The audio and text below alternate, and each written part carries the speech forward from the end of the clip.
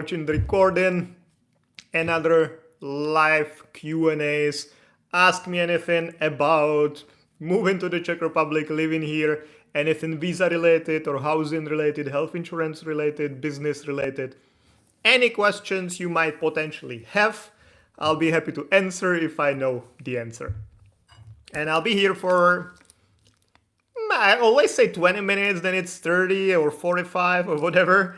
So as long as questions come, but that would kind of be all night sometimes. So yeah, I'll aim for 20 minutes. And if after 20 minutes there are still some interesting questions, I might continue if there are some interesting questions, but I'm too tired already because this is usually around the time I'm going to bed, then I'll stop. So let's see, roughly 20 minutes, give or take. Saeed Akramuddin, hi Saeed, thank you for joining. You're the first one today, so thank you very much. Hopefully now more people will follow you and will start joining as well, and you'll start having some questions. Is insolvency effect on citizenship? Wow, that's a rough start. Well, kind of depends.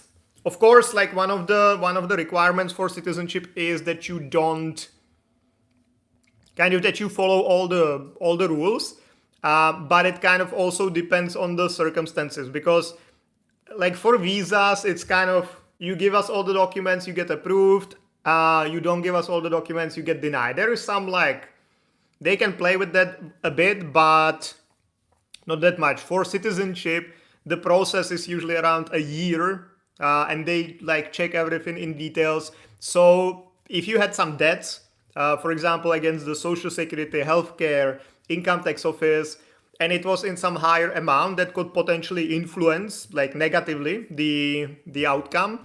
On the other hand, if you paid everything and there was a good reason for that because it happened, I don't know, during COVID and your business was affected or whatever, I don't know, then it might still be sortable. So that's one thing. Also, it depends on how long ago it was, because they don't look at your whole history. Usually they look at some last years.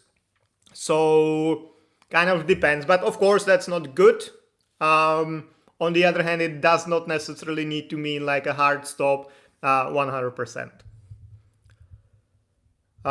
Kumar, does women need private health insurance once she starts maternity leave from work? That's a good question. I actually don't know how it is with foreigners, because for like Czechs, the government pays that, I believe, but for foreigners, I actually am not really sure. So I don't know. Yeah, well, guys, you started like hard on me. That's not sure if that's good or bad, but good questions. Chamuki Bazuki, what's the biggest problem in Czechia that has a solution but has not been fixed yet? Fuck, guys, this is tough. Okay, the biggest problem in Czechia that has a solution but has not been fixed yet. Well, I guess it depends on who you ask, because like there are problems everywhere in all the spheres of life in the Czech Republic, I would say. Or if you're like a very positive or stupid person, then you don't see any problems at all and everything is like pink and beautiful. From my perspective, let's see something that is maybe relatable to what we do on this channel. So well, the first that came into mind was housing, but it's difficult, like, okay, so one story about what happened, if you don't know and you haven't heard me talking about that. One of the biggest problems, like why there is the housing crisis in Prague especially, is that if you want to get permission to build, it can take years. Before you can even like dig into ground, before you get all the permissions, then it takes like, sometimes can be like 6 years, 7 years, 8 years, like getting better, but still it's pretty long time, because in 7 years before you start building, then also the market can change. You've built, that happened, that was a great example with the kind of luxurious part of Prague 3, like, what is it called? I don't remember now.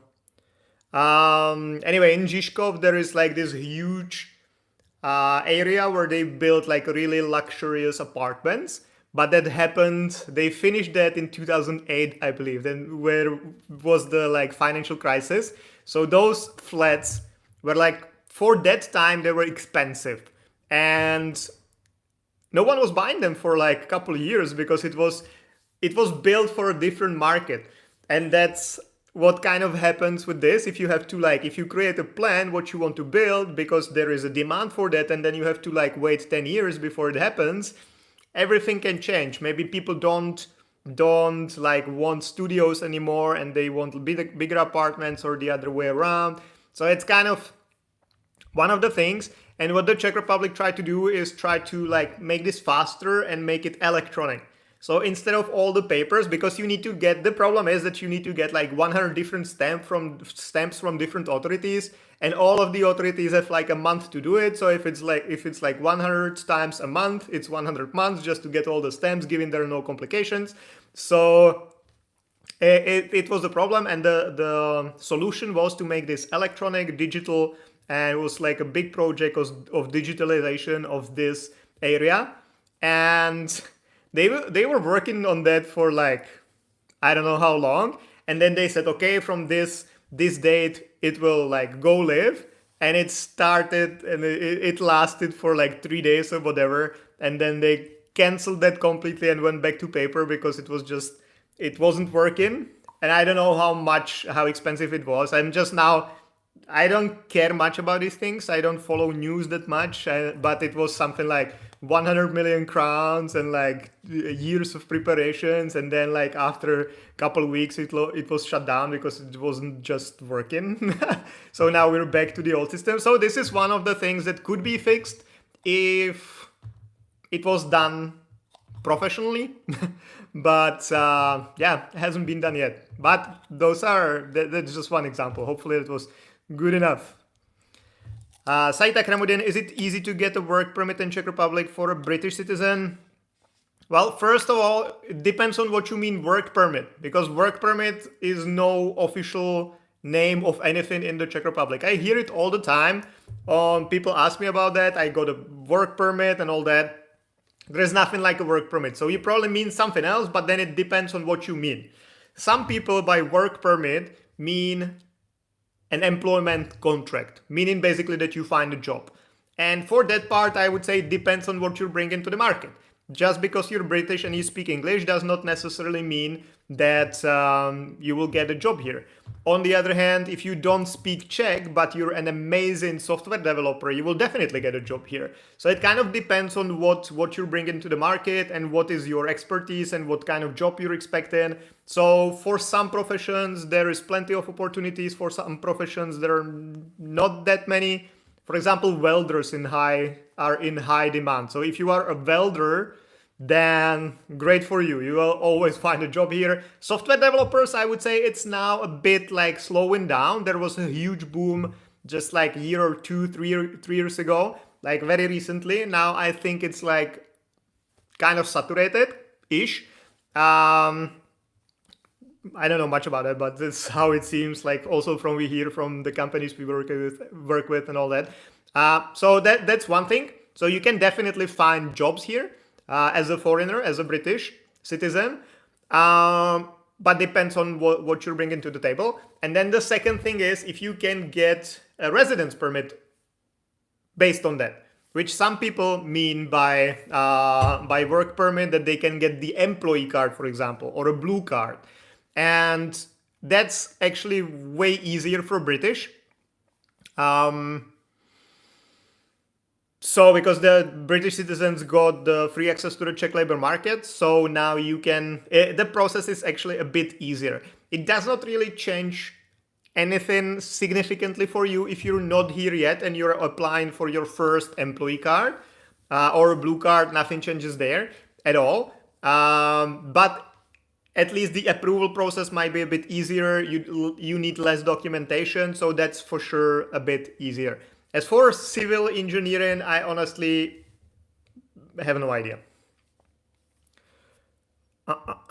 So let's go back one by one. Pratikir, How's Romania for Indian worker to get jobs in blue collar in Romania?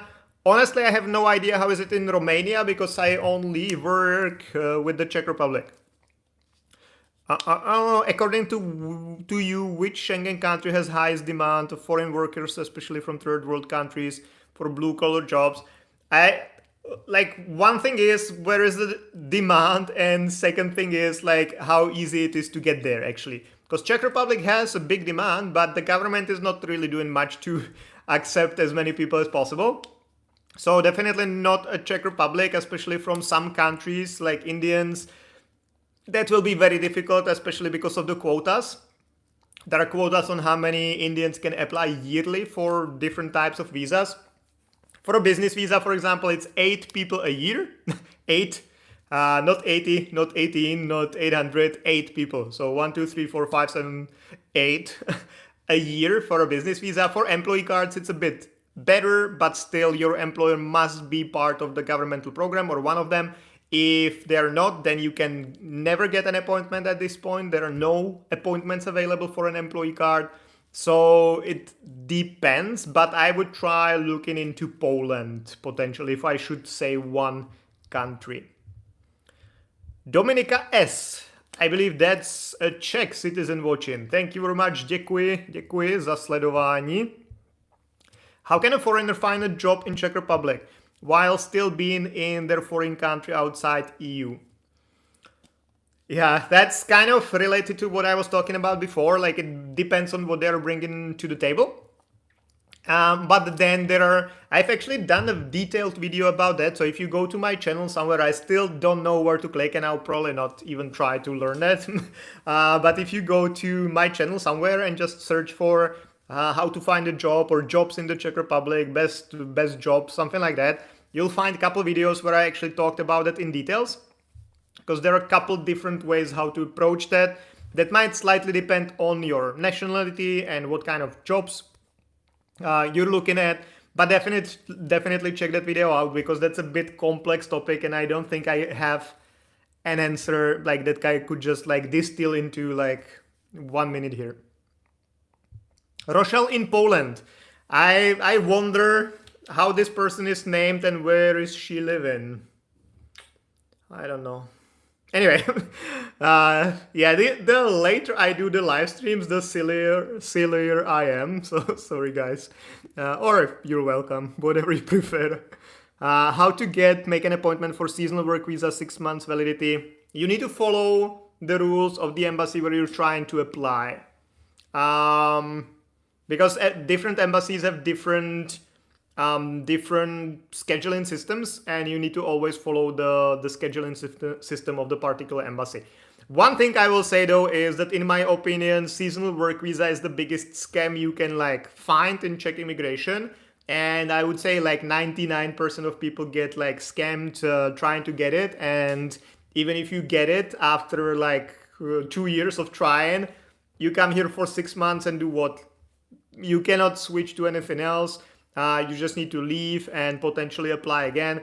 But I don't really, unless you just want to come here for 6 months and like you want to experience the Czech Republic and then go back to your home country and you don't really care if you ever get here and you don't really care how much you make here, if anything, you just want to see it here for 6 months, okay, maybe try. But other than that, I definitely don't recommend seasonal visa to anyone. That's my opinion about that. Civil engineering, I already answered that I have no answer for that. Aryan Singh or Pratikir, do you help Indians to get work visa? Not really. Like we help primarily, I would say, companies that are in the program or one of the programs, the governmental programs of economic migration.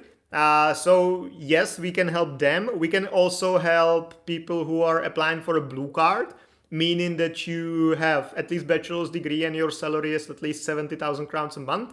Then, because that's possible, so we can do that. But other than that, if you're a cook or if you want to work in a factory or if you want to be a driver or whatever, the chances that you will ever get here or anytime soon are very, very, very low. So we better focus on groups of people that actually have chances of getting the visa, not on those where the chances are like 1% from the beginning.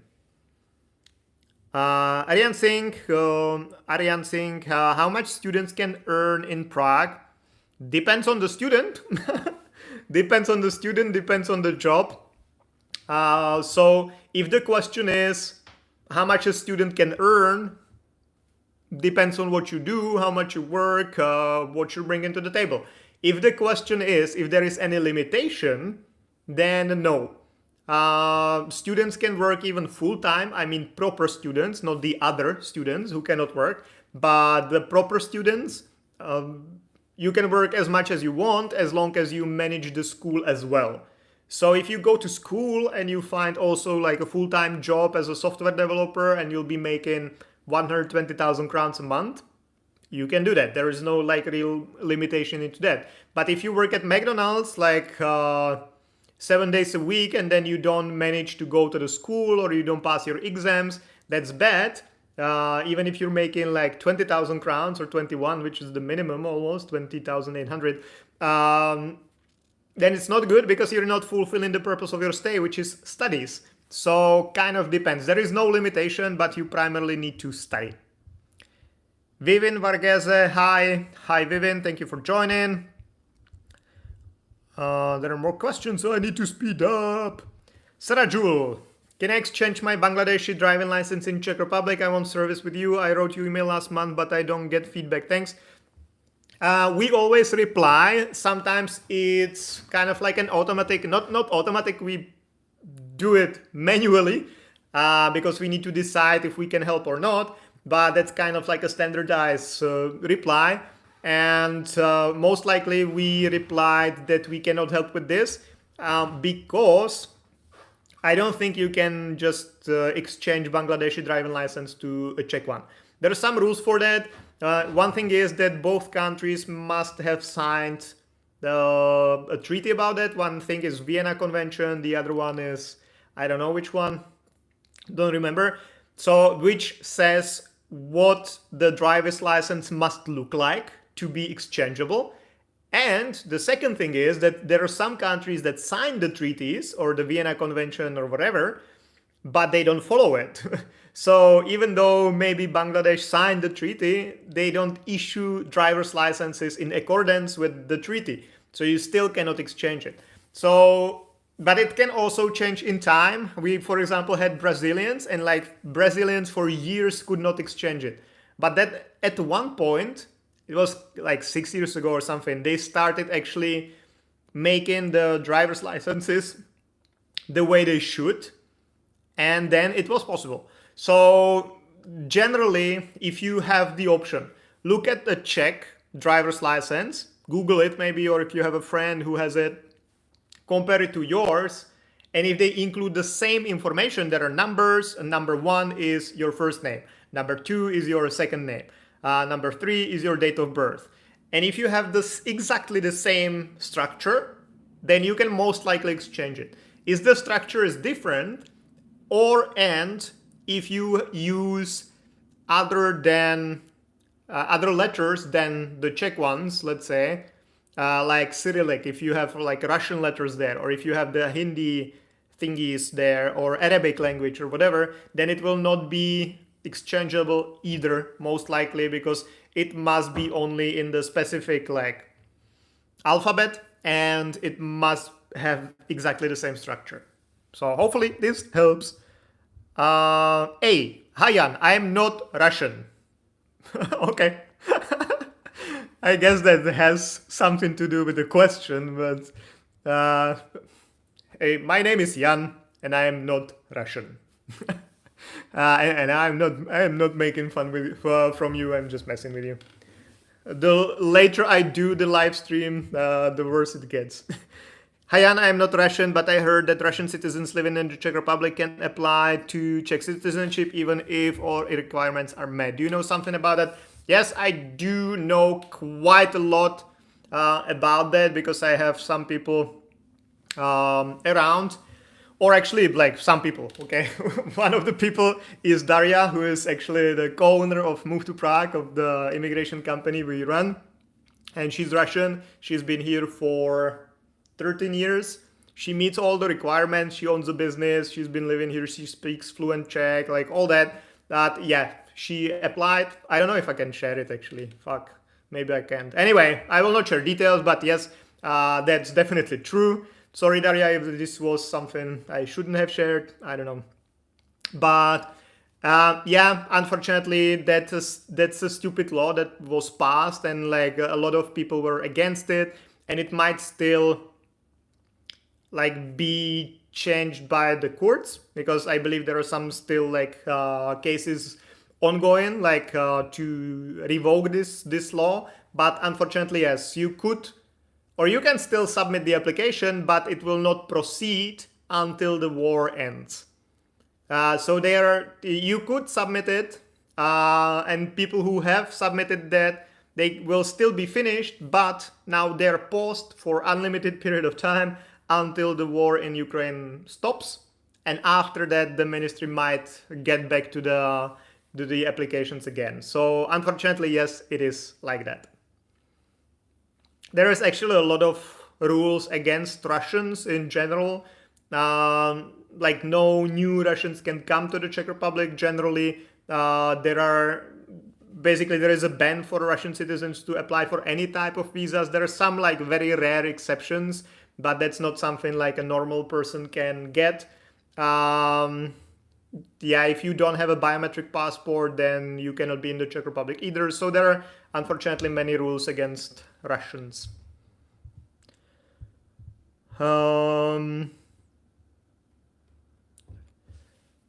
Pratik, I'm an IT support engineer in Indian. Can you help me to get a job and visa in the Czech Republic? Not really, as I mentioned before. First, we don't really help with getting jobs. Second, unless you meet the requirements for a blue card, the chance that you will ever get a visa because of the quotas is pretty limited. Rochelle in Poland, is your agency company provide working permits? I'm just talking about that here the whole time. No, we don't really do that, especially not for the nationalities where the quotas are, which means basically the whole Africa and most of Asia, because there are quotas on how many people can apply a year, and as soon as there is a quota, chances are that you will ever hardly get appointments, and if you don't get an appointment, you cannot apply. If you cannot apply, you cannot get any visa, so it's just very difficult. Mohammed, hi Jan, hope you're doing well. My student interview visa went well. The embassy workers told me that the student regime has 90+ approval rating. Charles University also told me the same. Is it true? Also, they said the Ministry of Interior has gotten better with the processing times. Any truth to this? Well, definitely you have higher chances through the student mode, the student regime, than if you were applying yourself, because the school kind of vouches for you. But then it depends on your situation as well. Like what you said during the interview, that's actually the most important part. Then also, like if you have enough money in your bank account, meaning during the whole approval time, because sometimes people do the thing that they just borrow the money from someone, they get the statement they need for the visa, and then they send money back to the person who lended the money to them. And if the ministry finds out, that's like a super easy reason to deny your application, because you actually didn't have the money you need. So I cannot say that like you will definitely get approved, but definitely you have higher chances through the student mode or student regime than if you were applying just yourself. As for processing times, it really depends. The ministry, we meet with them regularly, and they always give us the latest statistics, like how like fast they approve the applications. And for students, it's on average 40 days, blah blah blah. But then you have students who wait like 9 months for their approval. You have students who wait like 4 months, 3 months, 5 months. Sometimes they're approved in 2 months, sometimes faster. I've heard of people approved in like 3-4 weeks. So it very much depends, and like the statistics might give you some like general idea, but it does not mean that you will be approved in 3 weeks. It can take you like 7 months, or you might never be approved, or you might be approved in 2 weeks and you will be one of the fastest applications. So, but generally through the program, easier to get approved for sure, and faster to get approved as well. We win Varghese. I'm definitely mispronouncing all your names, guys, but you're used to it from me, so sorry. Is it possible to convert a seasonal job visa to an employee card after reaching the Czech Republic? No, and I think this is one of the parts where a lot of scams happen, that they tell you, okay, you will get the seasonal work visa and then you can switch to whatever you want, blah, blah, blah. That's not true, unfortunately. A to Z, medical coding. I'm from India. I'm a cook. Is there any chance to get the job visa? Very, very, very, very low. And if you will, then it will take you a year and a half, maybe 2 years probably. You would need to find an employer who's registered in one of the governmental programs, and then potentially yes, but it's not really likely. So I would better say no, and probably don't even try unless you want to waste like 2 years of your time. Within Varghese, is it possible to change seasonal visa to employee card? I've just replied that. Satya G. Troy, what about Indian driver's license? Can I convert it to Czech driver's license? That's the same as I mentioned. From like most of the people we work with, that's not possible. Inspire Inside. Hi Jan, can international student apply for a loan in Czech? Well, depends if he works and how much they're making.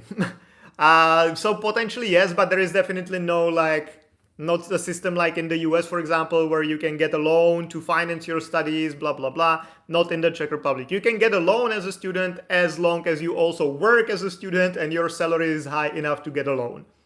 So I would probably put it this way. Vivian Varghese, I would maybe give you one. There is a bank. Get in touch if you want to know which one, or check one of my videos. But there is a bank that if you want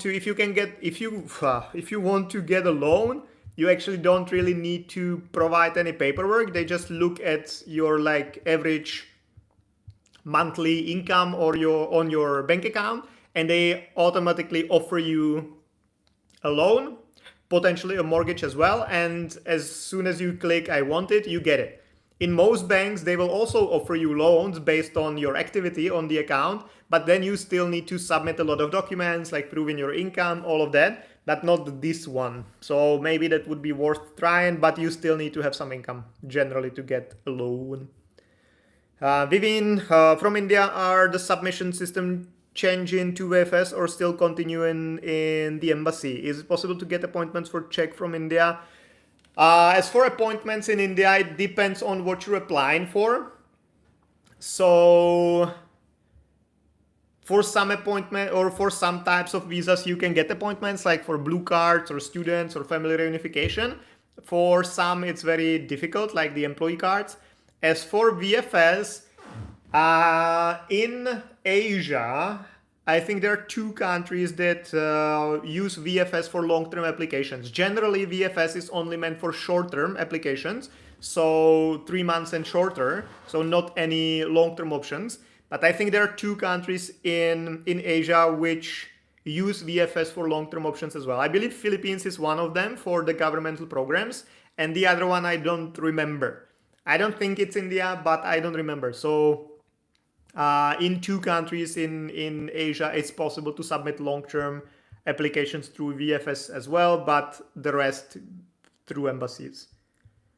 Satya G. Troy, how much percentage is required to get an admission at Brno University of Technology? I did diploma at the Polytechnic College in Computer Science and Engineering. I honestly have no idea what is how you can get to a university. I think that you would need to ask them directly. As for appointments, we don't have services for that, just for appointments. People often send us an email like this. We receive it every week, basically, some request. Hey, I have work permit, whatever that means. And or I have all the documents ready. I just cannot get an appointment. Can you get me an appointment? we cannot, man, because there are no available appointments, and that's where the scam works. Because the scammers get you all the documents you need, and they might be legit, but you will never be able to use that, just like a small tiny detail. So no, in India, we cannot get appointments as a separate service. We only get appointments for the clients that work with us the whole process. But it doesn't work the way that you have everything and you just want to get an appointment, so you pay for the whole service. You need to go through the standard route because we need to evaluate if there is a chance for you. For us, it makes no sense to ask you to pay if we know that we can never get you here because there are simply no appointments. So we do it the normal way, I would say, that we first speak with you, and if we see that it's not possible, then we just don't work together. And if we see that it is possible, then we tell you everything that it entails. And then if we agree on working together, then we also help you get the appointment at the embassy, but we definitely don't do it as a separate service. Just the Gambian, greetings from Spain. Hola, ¿cómo estás? Islam, the religion of peace and humanity. Okay, that's bold. Any work visa program for hotel professionals? I don't think so. I don't think that there is any special program for that. Yeah, I don't think. That's just the standard programs for employers for economic migration, potentially the qualified employee. Hotels could fall under that, but I don't think there is any special program just for hotels. XY said, hey, what kind of documents a company has to provide to prove they don't have any social debt? There are generally for all these authorities like Social Security, Healthcare, Income Tax Office, Customs, there are documents called proofs of no debts, bezlužnost in Czech, and that's the document that proves that you have no debts. Vivian, very informative. I really appreciate your efforts. Thank you. My pleasure. Happy to hear it's helpful and informative. Doesn't mean the same as helpful. Maybe it's just informative, but bullshit. But anyway. Czechia with Dr. Mohsen. What is the benefit of getting Czech driving license? Can we get a job with it? Some jobs might require it, especially if you want to be a driver, then it might be beneficial to have a Czech driver's license. But generally, like the thing is, if you want to drive a car in the Czech Republic, there is just limited amount of time you can use your international driver's license or like your foreign driver's license. So at some point you should exchange it to the Czech one, but in some cases it's not possible to exchange it, so you would just need to go through the standard like driver's school. So it's kind of like more that if you want to drive, you have to do it at some point, then that it would give you some like advantages or benefits here. Chamuki Bazuki, does the building or apartment permitting happen at the national or regional level? Good question. It's generally, I would say, either a regional or just like in the particular city. In Prague, it's different because Prague is huge, but usually in all the other parts of the Czech Republic, you have like small city, like 30,000 people, which we call okresní město, like county maybe, and then that's responsible for approving everything there. But there is still plenty of like other authorities that have a say to that, like from the environmental perspective, from like then the firefighters have to say about that, some other authorities. So there is still a lot to do, but I believe it's regional. You have tough questions, guys. That's good. Abdul Ahad Chima, where from you? Greetings from Pakistan. Greetings to Pakistan. I'm from the Czech Republic park. I'm from Park. I live in a park. I'm from Prague.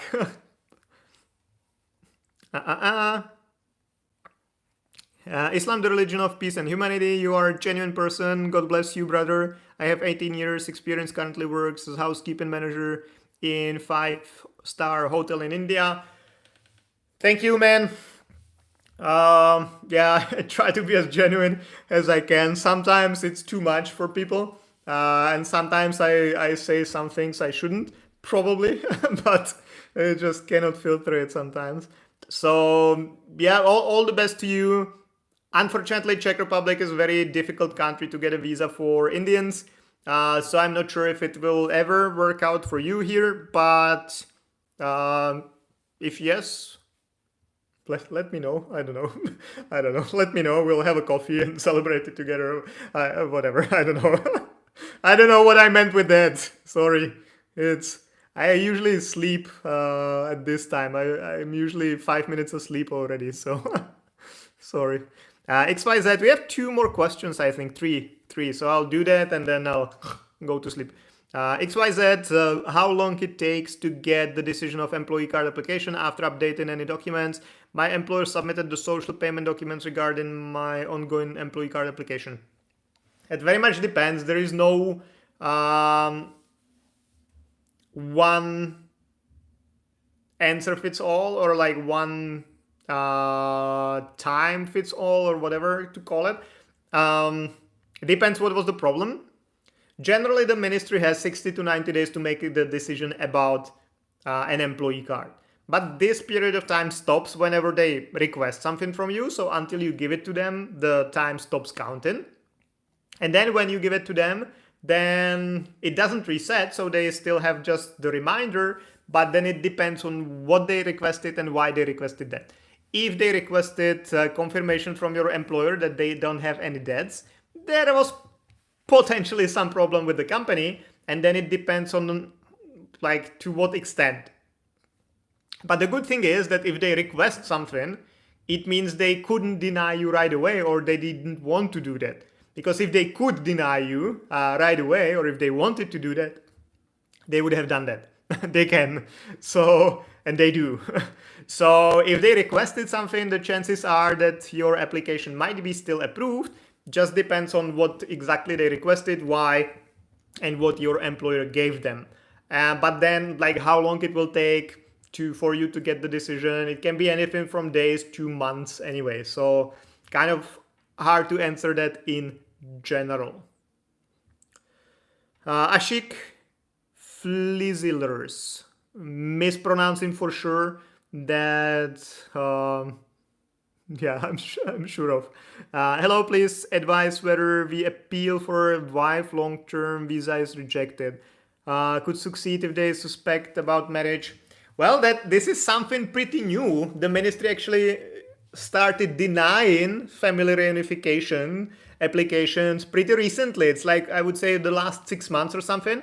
Before that, it wasn't a case at all. Like once you were married, you always got the family reunification. Of course, if you gave them all the documents, blah, blah, blah, blah, blah. But generally, that was like one of the safest applications. I've also done some videos about that, saying like with the question, like, what is the easiest visa to get? And usually the family reunification was the answer, because that's pretty simple. You already have your wife or husband living here. Then you just want to join, easy. But the ministry started denying applications like this recently, like 6 months ago, where they say, okay, you haven't seen each other for 2 years or 3 years or 5 years, depending on the couple. So like, you're not really a couple, you know? So why we should let you bring someone you haven't seen in real life for 5 years? Like, you could bring anyone, you know, you could bring your friend from the childhood if you haven't seen each other for 5 years and now you want to bring them. So that's not a marriage. That's the kind of the thinking of the ministry, or I'm exaggerating a bit, but this is how it goes. So the question if to appeal it depends if you have something to show for that. You know, the thing is that what they usually look at is not that you've been married, because especially in India, where like a lot of the marriages are still arranged, that it's not like you met on the street and you smiled at each other, then you started dating, then you started living together, and now you're like a married couple and you like love each other. Where it's like arranged that like your parents say, okay, you will look good together, so let's get married. So the ministry kind of does not see the fact that you have a marriage certificate as a proof that you are really married from the Czech perspective, because I understand that it's like culturally different, and I also see the advantages of that you don't like get married based on love necessarily, but you get married based on like some logical factors, let's say, and then the love comes. That I kind of actually understand it, but the Czech government, it's not like how it works in the Czech Republic. So they look at it at, if you're a couple, if you're a married couple, then you should act as one according to Czech standards. And that usually means that you own a property together, that you have like joint bank account, that you have like, that you see each other more than like once in 5 years, So if you got denied because you've been here for 3 years and your spouse is there for 3 years and you only talk on WhatsApp and you haven't seen each other in 3 years, you have no like assets together, probably difficult to appeal. If they deny it based on something and you actually like own the property together, then you like visited each other, or you have kids together and stuff like that, then you could potentially appeal it or apply again, but provide more proof. So it again depends on the situation. So there is no one answer fits all. Sarajul, so these are the last two I'll answer. Sarajul and Islam. Is it available appointment for employment permit visa from Jordan? Jordan have embassy. Honestly, I don't know from top of my head. It also depends on the type of visa, because for some types of visas like employee cards and business visas, your employment, sorry, yeah, it's too late for me already. Yeah, so I don't know, you would need to check if there is an embassy. So just Google Czech Embassy Jordan and it will show you, and then check if there are quotas. Usually you can get to that in the menu of the embassy somehow. Usually it's under the consular section, and then you get to visas and employee cards, and then you find all the information. If there are quotas, then it will be very difficult to get an appointment. Islam, God bless you. Thank you. Yeah, I don't believe in God, so I don't believe in these as well, but I know what you mean, so thank you for that. Let's do the last two here. Ashik and then Imran, and then I'm done. I said 20 minutes, it's 45 almost, so let's do this. Ashik, no, mine is a love marriage. I have photographs of the last 8 years. What I need to prove my marriage is genuine. I got married last July. She's living with my mother. I can show bank statements. It depends. I would start with the denial letter, because when the ministry denies your application, they need to state the reasons. And they usually state it in pretty much details. Depends, of course, but generally, yes, they state what exactly they didn't like. And then it would be best to speak with a lawyer to see if it makes sense to appeal it. But generally, it only makes sense to appeal it if the ministry made some mistake.